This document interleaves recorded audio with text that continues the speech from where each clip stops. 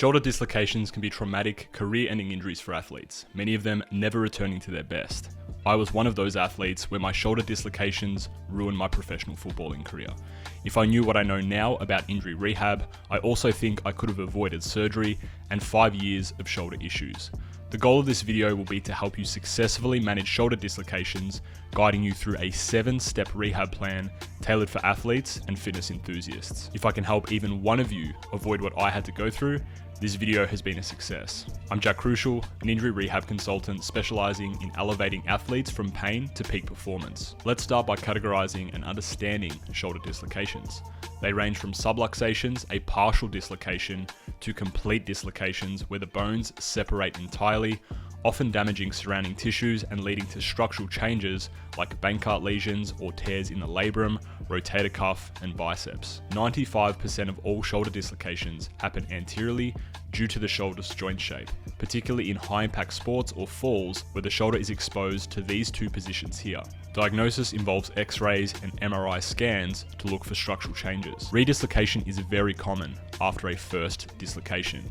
About 90% occur within 2 years of the first incident. Factors increasing risks include the first dislocation occurring at a younger age, involvement in contact or throwing sports, and 3, a history of multiple dislocations. Now, surgical versus conservative treatment. Facing a shoulder dislocation, I view surgery as a last resort. The first 3 to 6 months post-dislocation gives you significant feedback as to whether or not your shoulder can develop strength and stability through exercise therapy alone. Younger athletes in contact sports with multiple dislocations or structural changes like a Bankart lesion may benefit more from surgical opinion. However, exercise-based rehab can be highly effective. Kavaya et al. In 2019 found that 50% of physiotherapy-managed cases didn't experience further dislocations. Now, there is one important principle we are going to discuss, which will be the central theme for how we're going to approach rehab for a shoulder dislocation or unstable shoulder. A dislocation is a loss of centering of the joint, so it makes logical sense that we want to build the best supporting structures around the shoulder socket to avoid future dislocations. If we look at all of the structures that surround the shoulder socket, we have the large global muscles, the lats, pecs, traps, biceps, triceps, and deltoids, and the smaller, more intricate structures of the shoulder, such as the rotator cuff. In theory, if we improve the strength, movement quality, and endurance of these structures in the variety of ways I'm going to teach you now, it will help you minimize dislocation risk. Now, let's cover chapter 1 of the Unstable Shoulder Rehab Blueprint. Before we dive into the 7 essential chapters for shoulder dislocation rehab, I want to share a resource that could save you thousands of dollars and hours of mediocre rehab. In the description below, you'll find a link to my comprehensive shoulder injury rehab guide. This guide has over 100 exercises and 6 phases using the exact concepts covered in this video. It's the combination of a decade of my personal experience along with the world's leading injury rehab consultants. Check out the link below for all of the details. And now, let's jump right into our step-by-step shoulder rehab blueprint. Chapter 1 focuses on immediate care post-dislocation. There are 3 main goals. 1, to protect the shoulder joint in the early stages of healing. 2 is pain education. And 3, the avoidance of sudden, irritable movements. The best way to do this is by using a sling. Studies have shown that 7 to 10 days post-dislocation, worn morning and night, works best. You want to have your hands up towards your chest so it takes the load off the shoulder joint. Also make sure you are moving the wrist and elbow to prevent stiffness in these joints. Once the 10-day period is complete, it's time to start restoring range of motion. And that leads us to chapter 2. Chapter 2 is restoring range of motion. The goals here are 1, to restore full movement back into the shoulder. 2 is to minimize complications such as frozen shoulders or stiffness. And 3 is to restore neuromuscular coordination. I'm going to give you 6 movements from safest to most challenging after a dislocation to restore this as efficiently and as safely as possible. We're going to start with pendulums. Pendulums are often used early in the rehabilitation process to promote gentle movement in the shoulder joint without active muscular contraction. They will help decrease pain, maintain joint mobility, and minimize stiffness post-injury or surgery. What you'll do is you'll lean forward, supporting your body with the non-injured arm on a stable surface. Allow the injured arm to hang down freely. Initiate movement from the body, gently swaying the torso to create a pendulum effect in the hanging arm. Move the arm forward and back, then side to side, and finally in small circular motions. Keep the movement slow and controlled. The arm should be relaxed. 2, we have shoulder retraction and protraction. The purpose of these exercises is to prevent stiffness through the shoulder blades and are very safe to do in early stage shoulder dislocation. Stand with good posture, hands at your sides. Squeeze your shoulder blades together as if you're trying to hold a pencil between them. Hold the retraction position briefly, then slowly release. With protraction, you want to push your shoulder blades apart, spreading them away from the spine. Imagine pushing against an immovable object to enhance muscular engagement. You can also complete these dynamically by forming circles between protraction and retraction. 3 is flexion and extension, both actively assisted and without assistance. The purpose of active assisted range of motion is to help increase passive overhead positions with some support. Active range of motion then builds strength and control through the full movement without any assistance. For the active assisted range of motion, use a dowel or broomstick to help lift the injured arm upwards in front of you as high as comfortable. As you get stronger, you can complete this without assistance and work through as much pain-tolerable flexion and extension as possible. Ensure that you do not arch your back as you lift your arm up. Similar to flexion, we can then complete this same progression for a movement called abduction. These exercises are designed to increase lateral range of motion of the shoulder while building up the deltoids and rotator cuff. Once again, make sure it's within pain-tolerable levels and start below 90 degrees first before working to a full overhead position. Make sure that you avoid shrugging your shoulders as you lift your arm. Horizontal adduction and abduction. These movements help strengthen the chest and back muscles respectively and improve the functional movements such as reaching across the body or extending the arm out to the side. This is typically a more vulnerable position for the shoulder, so speak with a medical professional if you have any concerns about this exercise. For adduction, bring your arm across the front of your body, keeping it at shoulder height. And for abduction, open your arm out to the side and slightly behind you, keeping the arm at shoulder height as well. Ensure that movement comes from the shoulder joint, not by twisting the body. External and internal rotations at low, medium, and high positions. These exercises target the rotator cuff muscles, primarily the infraspinatus and teres minor for external rotation and the subscapularis for internal rotation. They are essential for shoulder joint stability and mobility. For all positions, make sure you are moving from the shoulder joint and not rolling your shoulder forward to cheat the movement. We're going to go from external rotation or thumbs out to internal rotation or thumbs in for each of these 5 progressions. 1 is with your arms by your sides, 2 is with 45 degrees of abduction, 3 is with 90 degrees of abduction on the floor, 4 is 90 degrees in standing, and then combined flexion and external rotation with extension and internal rotation to finish. It's crucial not to cheat the movement by rolling the shoulder forward. Doing so can reduce the effectiveness of the exercise. Focus on pure rotation, isolating the movement to gain maximum benefit. In regards to reps and sets, there are no limits as long as you fulfill the following criteria. It is pain tolerable, 1, during, 2, 2 to 4 hours after, and 3, the morning after. The more repetitions you do, the faster your mobility will improve. These 3 criteria will help you avoid overdoing things. Through this mobility training, we are not only working towards regaining full shoulder function, but also retraining the brain to reduce the fear of redislocation. This mental aspect is just as crucial as the physical recovery. Chapter 3, Rotator Cuff Isolation. Now we have restored range of motion, it's time to challenge this with resistance training.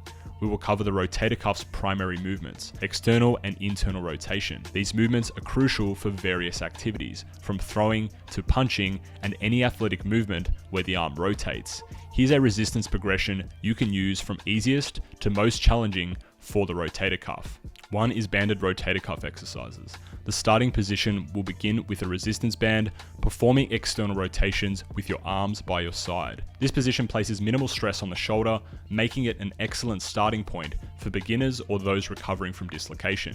As you build strength, work towards an arm elevated at 90 degrees of shoulder abduction. Essentially, your arms are out to the side, bent at the elbow. From there, you can transition to using a dumbbell in a side-lying position, adding further load to the rotator cuff. Ensure your elbow is kept stable and close to your side. Perform the rotation slowly and with control.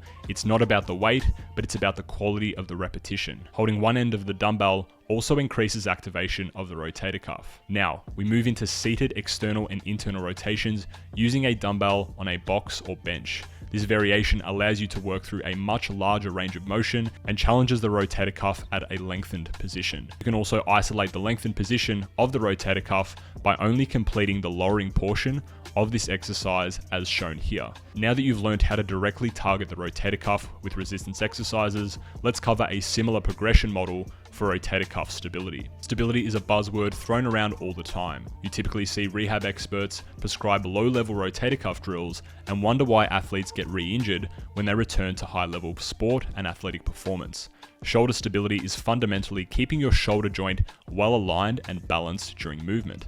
Imagine your shoulder joint like a golf ball sitting on a tee. Shoulder stability is all about keeping the golf ball balanced on top of the tee. The golf ball represents the head of the humerus and the tee, the socket of your shoulder blade. The key players in shoulder stability are the rotator cuff muscles, and here is why.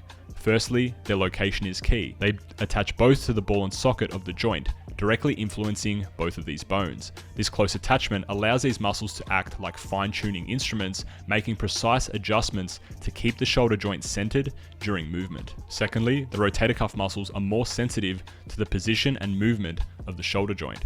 Essentially, they're constantly relaying information back to your brain, enabling quick, fine adjustments to maintain joint stability. With a clear understanding of true shoulder stability, let's explore how to enhance it. I'll guide you through 5 exercises that progress from basic to advanced. We begin with dumbbell farmer's carries. This exercise serves a dual purpose. Firstly, as you carry heavier dumbbells, they pull away at your shoulder, promoting the supporting muscles to engage and maintain shoulder alignment. Secondly, the position of your hands by your sides during this exercise makes it a safe and comfortable starting point for most individuals. Make sure that you start light if you've had a very recent dislocation. We then progress to an exercise known as the arm bar, utilizing a kettlebell. The reason that we are using a kettlebell is the weight of the kettlebell is not evenly distributed, which challenges the rotator cuff further. This exercise is a blend of maintaining a stable shoulder position while rotating through the spine. It's a dynamic way to challenge your shoulder stability, as you must keep the kettlebell steady throughout the rotation. The degree of rotation can be increased for greater stability challenge, as you can see here in this exercise comparison. Our next focus is on a series of hanging progressions. Hangs are exceptional for training shoulder stability, as they involve suspending your body weight, relying on the arms and shoulders to stabilize the body. We start with a lower hang position using a barbell fixed on a squat rack. This can be modified with bent knees for ease or straight legs for increased challenge. As your stability improves, we move to standing variations using gymnastics rings or a TRX pulley system. These can be performed one arm at a time, and to intensify, you can add external weights like a dumbbell or kettlebell. We then finish with dead hang variations using a pull-up bar. This requires significant overhead shoulder mobility and is among the most challenging of our exercises. You can begin with feet touching the ground, adjusting body weight support as you get stronger, and then advance to fully suspending your feet, engaging the entire upper body for maximum stability. To further enhance the dead hang, consider alternating between single and double arm hangs, or even progressing to a single arm hang. You can start practicing single arm hangs from the floor with the same setup as low hangs we covered earlier, and gradually progress to a pull-up bar. If these exercises become too easy, you can use a weight belt for added resistance. If you can't quite hold your body weight, resistance bands can adjust the intensity, providing a comprehensive approach to developing robust shoulder stability. You may be asking yourself, how many reps and sets should I be doing? And this is a great question. In order to ensure that we are actually getting stronger and building stability, here is a rough guide for progression. For the carries, pick a weight that's challenging to carry for 40 yards or meters. Once you're able to use the same weight and walk for 80 yards or meters, add more weight. For the holds, such as hangs, start by using a variation that you can hold for 30 seconds and work your way up towards 90 seconds. You can build towards 3 minutes straight of holds, which is an elite level of shoulder stability. These are just rough guides, however they ensure you can objectively measure whether your shoulder is getting stronger and more stable. Chapter 5 is developing general upper body strength. Now we have covered the smaller muscles of the shoulder, let's tackle the big players of the upper body: the chest, back, deltoids, and traps. These muscles are just as important for the following reasons. Due to their size, they have a greater strength and work capacity potential, critical for athletic performance, to avoid the rotator cuff being overworked. These two muscle groups should work together in unison. While the rotator cuff stabilizes and fine-tunes movements, it's important to understand that they operate most effectively when functioning with these larger muscles. The shoulder does not work in isolation. The larger muscles attach across larger distances, which impact the entire kinetic chain more substantially. This capability is fundamental in reducing the risk of re-injury or dislocation. This holistic approach is key to maintaining optimal shoulder function and overall athletic performance. To build a robust shoulder, the following movements are highly recommended to be mastered. For chest and shoulder development, the horizontal and vertical push. For back development, the horizontal and vertical pull. For deltoid development, lateral raises. All of these primary movement patterns, I'm going to show you how to progress from the easier to most difficult variations. Let's start with the horizontal and vertical push. Generally, dumbbells offer more comfort and flexibility than barbells for those with shoulder issues. The fixed hand position of barbells can force the shoulder into uncomfortable positions, especially if your shoulder is sensitive and irritable. Dumbbells allow free wrist movement, enabling you to adopt a neutral grip, often more comfortable for the shoulders. Let's explore less irritating shoulder exercise variations, starting with the dumbbell floor press. The floor limits the range of motion, reducing strain on your shoulder joints. You have the option to use a neutral grip for a shoulder-friendly workout or a standard grip for more tricep focus. The ability to adjust the dumbbells to find the most comfortable pressing angle is another major benefit, making the dumbbell floor press an ideal starting point for those with shoulder concerns. Now let's elevate this movement to the flat bench press. The key difference here is the increased range of motion compared to the floor press. The flat bench allows for a deeper stretch in your chest muscles at the bottom of the press, which challenges the shoulder further. From here we move to the incline bench press. This variation shifts more emphasis onto your upper chest and anterior shoulder due to the increased shoulder flexion. As we move towards overhead pressing movements, I like using the landmine shoulder press. This is a fantastic bridge exercise because it requires significantly less mobility than a traditional barbell overhead press. It also develops the obliques, which help resist rotation of the body, which are key athletic necessities. Finally, we transition to the seated dumbbell shoulder press. This exercise is a more challenging variation compared to the landmine press as it demands greater shoulder mobility and stability. Performing this press seated emphasizes the shoulder muscles, as your lower body and core are less involved in stabilizing the movement as you are seated. This progression from floor press to seated overhead press is designed to gradually enhance your upper body strength. You can use this exact progression model after a shoulder dislocation as well. Let's discuss horizontal and vertical pulls. This will be everything you need to know about developing your back whilst rehabbing a shoulder dislocation at the same time. For this example, we are going to kick things off with the single arm row. This exercise is fantastic for targeting your mid-back muscles, like the rhomboids and lats, while also engaging the core for stability. The single arm aspect ensures that both sides of your back are equally strong and capable. Next, the seated rotational cable row. This movement adds a rotational component, engaging more of your obliques and helps develop strength and mobility in a shoulder protraction position. 3. The pendlay row. This is where we start to increase the intensity. This exercise is more explosive and requires a strong engagement from the entire back, particularly the lower lats. It's performed with a barbell and targets both power and strength in the horizontal pulling motion, developing thickness through the entire spine and back. Now we begin to shift to overhead positions with the lat pull down. This exercise starts to bridge the gap between horizontal and vertical pulling. You can complete this pull down in a diagonal row variation if you don't have full shoulder mobility, but eventually you want to be able to fully stretch the lats and control the shoulders through range. Also a great way to build up the foundations for chin up and pull up variations. Finally, we reach the pinnacle of our pulling progressions, chin ups and pull ups. These are the ultimate tests of upper body pulling strength, engaging not just your lats, but also your biceps, shoulders, and core. Chin-ups with a closer underhand grip will focus more on your biceps, while pull-ups with a wider overhand grip emphasize the upper lats and shoulders. Not only are you developing your back with these two variations, but there is a large demand on rotator cuff stability here too. Now that we have covered chest and back development, let's discuss isolating the shoulder muscles, known as the deltoids. A key movement we need to rebuild after a dislocation is raising our arm by our sides, or shoulder abduction. Let's explore variations to safely build strength and mobility in this position. Begin with lateral raises under 90 degrees, incorporating external rotation for a less irritable position. Start without weight if needed, focusing on controlled form. Progress to cable lateral raises up to 110 degrees. The cable allows for constant tension, which is perfect for muscle building. Next, the incline dumbbell lateral raises isolate one shoulder at a time with greater range of motion. Laying on your side on an incline bench helps really focus on shoulder mobility and strength simultaneously.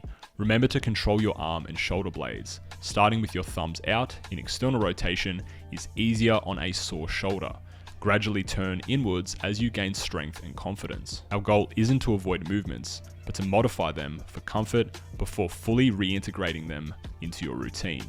To summarize, we've covered horizontal and vertical pushing positions, building from a floor press to seated dumbbell shoulder presses. We then build from a horizontal pulling movement such as a single arm row and build to an overhead position of chin-ups and pull-up variations. We then develop the deltoid starting with a lower range of motion raise into incline lateral raises. You may be asking yourself, how many reps and sets do I do? And that's exactly what we're going to discuss now. We begin with one set of 20 repetitions. This method trains strength endurance. In the first 15 reps, you are enhancing endurance capacity. Once your progress with the 1x20 model plateaus, it's time to shift to 2 sets of 14 reps. Although still in a high rep range, this increases overall intensity, focusing more on building strength. Continue to increase intensity with 2 sets of 8, and then 2 sets of 4 to 6 repetitions for each exercise. These stages concentrate on developing even greater strength qualities, preparing your shoulder for the demands of high-level athletic performance. It's important to note, however, that I would not suggest working down to 4 to 6 reps for a lateral raise. You're better off staying at high repetitions of 2 sets of 8 or even 12 to 14, as the muscles you are targeting are much smaller than your chest and back. This systematic approach does not need to be completed in this order, but this is one of the safest strength progression models you can apply after an injury. It ensures that as you heal, your shoulder becomes not just pain-free, but also stronger and more capable than ever before. Now that we've fortified your shoulder with strength, it's time to focus on speed and power production. This is about combining the strength we have developed with explosive, dynamic movements which are vital for athletic performance. It's important to note that these are very advanced techniques and are very late stage strategies for shoulder rehabilitation. The 3 main exercise types are 1. Speed compound lifts, 2. Medicine ball throws, and 3. Plyometrics. Let's start by covering the speed compound lifts. I'm going to share with you 2 example exercises. 1 is a speed barbell row, and 2 is the speed bench press. Speed barbell rows are used in late stage rehabilitation to develop power in the muscles that stabilize the shoulder blade and the lower and middle trapezius. This exercise helps to improve the rate of force development and explosive strength in the upper back, which is crucial for dynamic shoulder stability. Stand with your feet shoulder width apart, knees slightly bent. Bend over at the hips with a flat back, letting the bar hang at arm's length. Grip the bar slightly wider than shoulder width. Pull the bar quickly towards your lower rib cage, retracting the shoulder blades forcefully.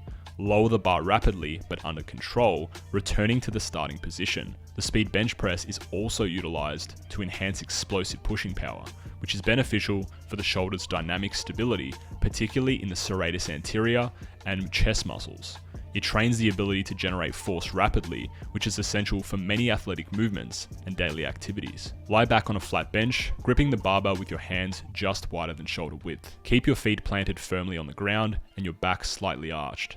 Lower the bar quickly, yet controlled, to your mid-chest. Explosively press the bar upwards, extending your arms fully. You can also add band resistance to make the lockout portion more challenging. Focus on the speed of the barbell's movement, maintaining control throughout. Both of these exercises are best performed at the beginning of a workout session when you're fresh to ensure maximum power output and proper technique. Use a weight that is approximately 50 to 60% of your 1 repetition maximum to allow for high speed movement without sacrificing form. Typically, these exercises are done for 2 to 8 sets of 3 to 8 repetitions to focus on speed and power rather than muscle endurance or hypertrophy. This now brings us to medicine ball throws.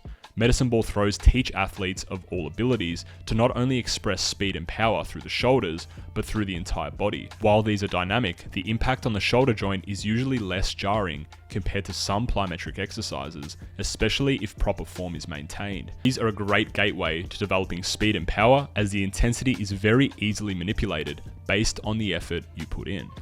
I will now show you a progression from safest to most difficult for the shoulder. Scoop throws are one of the least challenging for the shoulder, as it does not require high levels of shoulder mobility, so it is a great starting point. Next, we can progress to medium ranges such as the chest pass. This can be progressed further by essentially completing a chest pass with one arm at a time. This is called a shot put throw. There will be greater rotation in this variation. We can then progress to overhead positions with overhead throws, slams where we're using both arms equally, and finally rotational slams where we combine an overhead throw with rotation of the spine and hips. As you can see, there is a method to the madness when developing explosive power. You may be tempted to keep using gradually heavier medicine balls for this. However, this is not the purpose of these drills. It's to move lightweight fast. If you weigh below 80 kilograms or 175 pounds, a 4 to 6 kilogram or 8 to 10 pound medicine ball is perfect. If you weigh above this, 7 to 9 kilograms or 15 to 20 pound medicine balls will be more appropriate. Before I teach you the sets and rep principles for these exercises, I want to cover another elite tool for power and explosive development, and that is plyometrics. Plyometrics involve exercises that produce rapid contraction and relaxation in the tendons and muscles that you are targeting. Dislocations typically happen in sudden, unpredictable movements in the shoulder, so this is a very controlled way to get exposure to those same movements and activities. These are more of an advanced training tool, so it's very important to build into these slowly. The biggest reason for this is they place a lot of stress on the tendons, which due to poor blood supply, take much longer to adapt and recover compared to muscles. Much like the medicine ball examples, I'm going to show you a safe progression you can apply to plyometric training. We will start by using wall pogos. Completing these in standing allows you to modify the degree of stress you place through the shoulders. We are gradually going to progress to the floor, and the way we can do this is by using a soft surface of a bench. These are called bench pogos, and they can be completed in two ways. With band assistance to make the bottom of the exercise easier, and then we can remove the bands to make it more challenging. Next, we apply this same principle, but complete these exercises on the floor. Early on, I suggest using a softer floor surface to minimize impacts. Once again, using the band assistance for an easier progression, and removing the band to add more challenge. We can then integrate very advanced plyometric variations, which I'm about to show you now. Depth drop plyometric push-ups, where you are catching your body weight from a height. The added height places a larger tendon stretch, further challenging the tendons. You can then apply a rebound to not only add length to the tendon, but to teach the tendons of your upper body to rapidly contract at longer lengths, which is training the most vulnerable position of the shoulder. These exercises are all push-up variations, and you can also add a side-to-side component to these plyometrics with lateral plate push-ups and loaded lateral plate push-ups. As we know with athletic situations, they are unpredictable, and the ability to catch your body weight in these lateral positions provide even more robustness through the upper body and shoulders, which are great for dislocations. Now, as promised, I'm going to share with you how to progress the reps and sets safely for both medicine ball and plyometric exercises. To do this, there are 3 intensity levels that we will use. The first are at a lower intensity but higher volume, extensive plyometrics. Think of this as laying the foundation of a pyramid. The wider the base, the higher it can peak. 1 to 3 sets of 20 to 30 repetitions. This stage builds your endurance and helps you master the technique, which is essential before moving to more intense variations, moderate intensity plyometrics. As you gain confidence and technique, transition to moderate intensity plyometrics. This will be 1 to 3 sets of 8 to 12 repetitions. Here, think of it as building a solid middle layer of the pyramid. Finally, we'd reach the intensive phase of plyometrics, where we now focus on developing explosive power and speed at maximal effort. Because we've invested time into the earlier stages, we can really build a strong peak, which means more speed, more power, and higher performance. 3 to 6 sets of anywhere between 4 to 8 repetitions allow you to put maximal effort into each rep. This phase is where you truly develop your explosive capabilities. Now, I suggest spending 4 to 6 weeks at each intensity level, but you could even extend this to 8 to 12. It's not about just doing the exercises, it's about mastering them. Earning the right means squeezing all of the gains out of the less intense variations before moving on. This approach minimizes injury risk and maximizes performance gains. By following these principles, you ensure a safe, effective progression through training, leading to a powerful, athletic, and explosive shoulder. This final chapter is going to be strength in vulnerable shoulder positions. The aim of this phase is to provide the body with controlled exposure to vulnerable positions that are inevitable with competition sports. These vulnerable positions are typically at the end of your range of motion, in these positions here. These positions are commonly found in grappling submissions, throws, and contact sports. Not only do these exercises provide structural strength and robustness, but psychologically, it bolsters confidence, diminishes the fear of re-injury, and cultivates mental resilience. First, we're going to start with end of range flexion. This is an overhead position, and the best way to target this is with thoracic pullovers. There are 3 ways these can be performed: as an isometric, where you are holding the full stretch, through full range repetitions, and end of range pulse reps. Isometrics will teach your body to control this end range position. Range of motion repetitions will shorten and lengthen your lats and mid-back, and pulses will teach your body to contract and relax in the end range position. We then integrate a TRX face pull, which will aim to teach your shoulder to be controlled in a fully reached position. This position puts the shoulder in a difficult position as there's less stability in the full stretch position. However, progressively building strength here is a necessity for athletes, especially strikers. We can then build a strong extension pattern with full range dips. You can even start with lots of band assistance, just to expose your shoulder to this deep range of shoulder extension. The final example will be extreme push-ups. Once again, both in an isometric position to teach the shoulder to stabilize when your chest is at a maximal stretch, and a full range of motion example, which is a great chest isolation and hypertrophy builder as a bonus. Not only will we use these global movements, but we can also use the same end of range loading principles with rotator cuff training. Firstly, by using a subscapularis exercise in side lying to challenge the rotator cuff at a fully stretched position. But we can also do the same thing with our rotator cuff exercise on the bench, where once again, we are integrating a full stretch through the rotator cuff muscles at the back of the shoulder.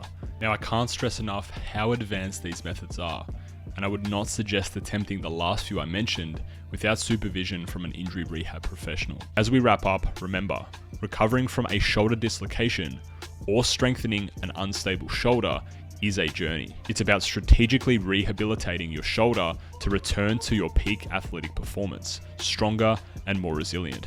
This guide is your blueprint to not only alleviate discomfort, but to elevate your overall shoulder function. If you found this guide helpful, consider subscribing and sharing it with others who might benefit. For my shoulder injury guide, or to work with me one-on-one, feel free to reach out through the link in the description. See you on the next one.